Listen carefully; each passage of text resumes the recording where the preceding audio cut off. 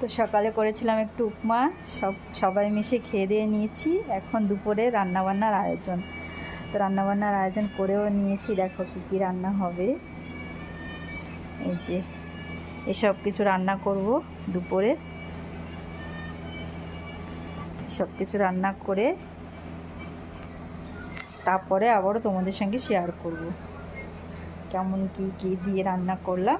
তাই তো বন্ধুরা দেখো, আমরা দুপুরে আয়োজন নিয়ে বসে গেছি কিন্তু খাওয়া দাওয়ার। ঠিক আছে, তো আসো তোমরাও আমাদের সঙ্গে খাওয়া দাওয়া করবে। এই দেখো মেথি শাক, এই মেথি শাক কাঁচা লঙ্কা রসুন টসুন দিয়ে মেথি শাক করেছি।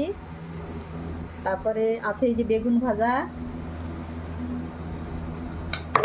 আছে। আর এদিকে দেখো ব্রোকলি দিয়ে মটরশুঁটি আলু দিয়ে একটা সবজি করেছি।